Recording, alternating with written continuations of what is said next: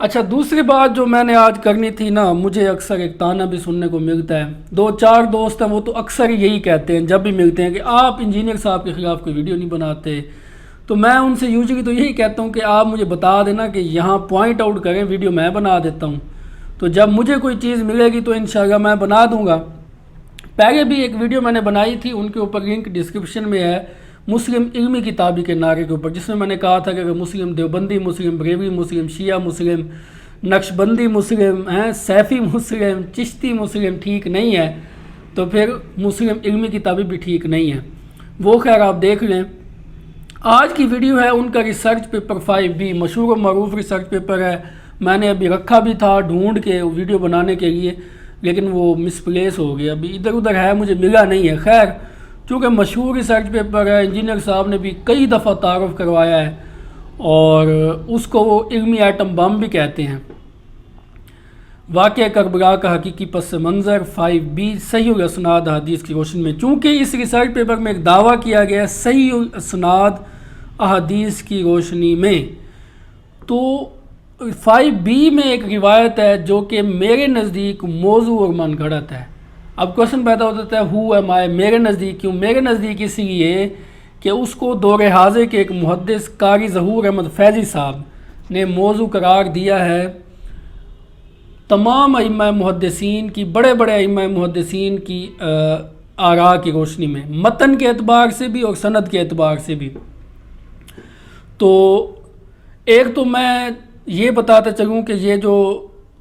قاری ظہور احمد فیضی صاحب ہیں نا، ان کا تعارف مجھے انجینئر صاحب سے ہی ہوا ہے. ان کی یہ کتاب ہے الاحادیث الموضوعہ فی فضائل معاویہ، اور یہ کتاب ان کی خصائص علی. یہ انجینئر صاحب نے ان کتابوں کی تعریف کی ہے تو میں نے منگوائی ہیں، مجھے ان کا پتہ بھی نہیں تھا قاری ظہور احمد فیضی صاحب کا. اب اس کتاب کے ریفرنسز بھی انجینئر صاحب نے کوٹ کی ہیں اپنے لیکچرز میں ٹھیک ہے نا. تو جب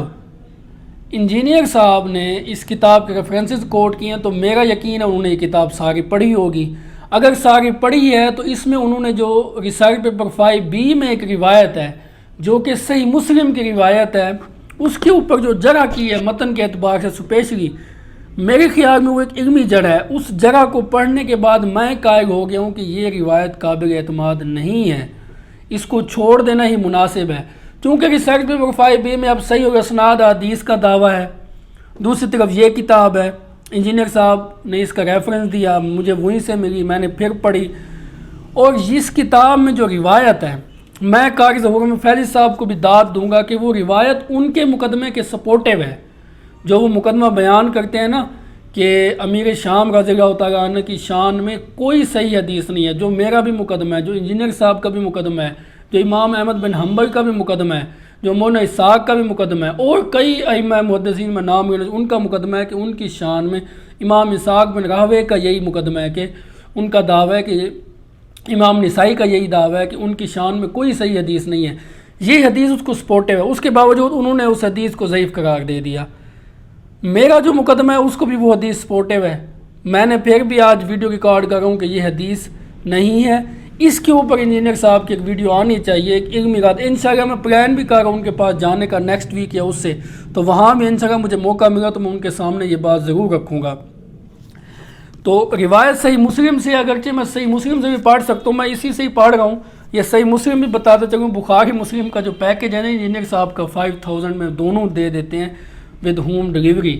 تو میں نے انہی سے ہی منگوائی ہے. مارکیٹ ریٹ سے بہت سستا، مارکیٹ میں آپ کو پتہ ہے 3-4 ہزار روپیہ آپ کو بینیفٹ ہوتا ہے ان سے منگوانے کا. تو انہوں نے جگہ کی ہے صحیح مسلم کی ایک روایت پر. اچھا، روایت کا نمبر ہے 2501، ٹھیک ہے، اور 1148 کنٹینیوس نمبرنگ میں ہے. تو میں روایت پہلے پڑھ دیتا ہوں لفظ بلفظ، پھر اس پہ بات کرتے ہیں کہ انہوں نے کیا جگہ کی ہے. وہ کہتے ہیں کہ ابو زمیر نے بیان کیا کہ مجھے سیدنا ابن عباس نے فرمایا کہ ابو سفیان کی طرف مسلمان توجہ نہ کرتے تھے، نہ ہی ان کے ساتھ اٹھتے بیٹھتے تھے. اس پر انہوں نے بارگاہ نبی صلی اللہ علیہ وسلم میں عرض کیا کہ یا رسول اللہ صلی اللہ علیہ وسلم مجھے 3 چیزیں عطا فرمائیں. آقا صلی اللہ علیہ وسلم نے فرمایا ہاں. انہوں نے عرض کیا کہ نمبر 1 میرے پاس پورے عرب سے حسینہ و جمیلہ عورت ام حبیبہ ہے، میں اس کا نکاح آپ کو دیتا ہوں۔ تو حضور صلی اللہ علیہ وسلم نے ارشاد فرمایا نعم، یعنی ہاں۔ نمبر 2، انہوں نے ارشاد فرمایا کہ معاویہ کو آپ اپنا کاتب وحی بنائیں، تو حضور صلی اللہ علیہ وسلم نے فرمایا نعم، ہاں۔ نمبر 3، انہوں نے فرمایا کہ آپ مجھے امیر مقرر فرمائیں تاکہ کفار کے خلاف اسی طرح جنگ کروں جس طرح مسلمانوں کے خلاف کرتا تھا، تو حضور صلی اللہ علیہ وسلم نے فرمایا نعم، ہاں۔ تو اس پر راوی حدیث ابو زمیر کہتے ہیں کہ اگر سفیان نبی کریم صلی اللہ علیہ وسلم سے یہ سوال نہ کرتے تو حضور صلی اللہ علیہ وسلم از خود عطا نہ فرماتے، اس لیے کہ آپ سے جو چیز مانگی جاتی تھی آپ ہاں کے سوا جواب نہیں فرماتے تھے۔ اب یہ حدیث جو ہمارا مقدمہ ہے، جو انجینئر صاحب کا مقدمہ ہے، میں پھر نام رپیٹ کر دیتا ہوں، میرا مقدمہ، انجینئر صاحب کا مقدمہ، قاری ظہور احمد فیضی صاحب کا، مولانا اسحاق صاحب کا، امام نسائی کا، امام بخاری کا، امام اسحاق بن راہوے کا، امام احمد بن حنبل کا، ان کو سپورٹیو ہے کہ امیر شام رضی اللہ تعالیٰ عنہ کی شان میں کوئی حدیث نہیں، اور ان کو جو کاتب وحی کی ان کی جو فضیلت بیان کی جاتی ہے، اگرچہ وہ بھی فضیلت نہیں ہے، وہ حدیث اگر پوری سنائی جائے تو وہ ان کی شان میں حدیث نہیں ہے، ٹھیک ہے۔ ان کو جو خیر المومنین کہا جاتا ہے اس میں پتہ چلے کہ رسول اللہ صلی اللہ علیہ وسلم کو ریکویسٹ کی ابو سفیان نے کہ رضی اللہ تعالیٰ عنہ کہ آپ میری بیٹی کا رشتہ کریں، اس لیے کہ مسلمان تاکہ مجھے کچھ عزت دیں، روایت بھی صحیح مسلم کی ہے، ٹھیک ہے۔ تو یہ ساری چیزیں رد ہوتی ہیں، لیکن قاری ظہور احمد فیضی صاحب نے بھی علم قائما بالقسط والی بات کی ہے کہ انہوں نے بھی حق گوئی کا مظاہرہ کیا، اس روایت پہ جرح نقل فرمائی جو کہ ہے، اور میں بھی کہہ رہا ہوں اب انجینئر صاحب کی باری ہے کہ ان کی یہ جرح جو انہوں نے کی اپنی کتاب میں جو دعوے کیے ہیں، ظاہر ہے میں اسماء و رجال میں ماہر نہیں ہوں اتنا کہ میں اس کو پرکھ کے ان کا رد کر سکوں کہ یہ دعوے صحیح ہیں یا غلط ہیں، تو یہ میں مقدمہ آپ کے سامنے رکھتا ہوں کہ آپ نے چونکہ صحیح و اسناد احادیث کی روشنی میں ریسرچ پیپر لکھا اور مسلم شریف کی روایت لکھی، تو باقی مسلم شریف میں ضعیف روایت بخاری مسلم کے بارے میں آپ کا جو موقف ہے نا، اس کو زیادہ محدثین شیخ البانی، مولانا اسحاق وغیرہ سپورٹ نہیں کرتے، وہ کہتے ہیں نہیں بخاری مسلم میں بھی ضعیف حدیث ہو سکتی ہیں، یہ کوئی ظاہر ہے کوئی آسمان سے اتری ہوئی کتابیں تو نہیں ہیں، بہرحال انسانوں کی کوشش ہے، اکثر آپ کہہ رہے 98% 99% صحیح روایات ہیں، بہرحال کمزور روایات بھی موجود ہیں۔ اچھا، اس پہ انہوں نے نا جو جرح کی ہے، پہلے تو میں ذرا نام نقل کر دوں کہ انہوں نے اپنی اس کتاب میں دعویٰ کیا ہے کہ موضوع 12 علماء کا، محدثین کا، قاری ظہور احمد فیضی نے، کہ ان 12 کے نزدیک یہ روایت موضوع ہے صحیح مسلم کی۔ ان میں اگر میں بڑے نام ذکر کروں، ابن حزم، امام ابن جوزی، امام ذہبی، امام ابن قیم، یہ 4 نام تو اتنے بڑے ہیں، اور نواب صدیق حسن قنوجی کا نام بھی ہے، صفی الرحمن مبارک پوری رحمہ اللہ کا نام بھی ہے، تو اسی طرح میں یہ کہہ رہا ہوں کہ محدث محمد بن فتوح الحمیدی کا نام بھی ہے، تو آپ اس پہ نا ذرا ضرور دیکھیں۔ اب اس کے متن پہ جو انہوں نے اعتراض کیا ہے نا، وہ یہ ہے کہ پہلے تو انہوں نے یہ اعتراض کیا کہ رسول صلی اللہ علیہ وسلم کو ابو سفیان نے کہا کہ یا رسول اللہ مجھے آپ کسی لشکر کا امیر مقرر کرائیں، تو رسول صلی اللہ علیہ وسلم نے ہاں بھی فرمایا۔ تو قاری ظہور صاحب کہتے ہیں اس کے بعد ہمیں کوئی ثبوت نہیں ملتا کہ رسول صلی اللہ علیہ وسلم نے کبھی ان کو امیر لشکر بنایا یا نہیں بنایا،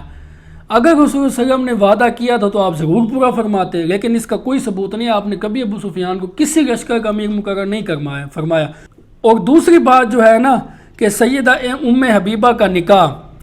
اس کے اوپر انہوں نے جگہ نقل کی ہے، الجمع بین الصحیحین کی جو کتاب ہے، اس میں انہوں نے کہا کہ ہمیں بعض حفاظ نے بتایا کہ اس حدیث میں بعض راویوں کو وہم ہوا ہے، کیونکہ معرفت حدیث رکھنے والے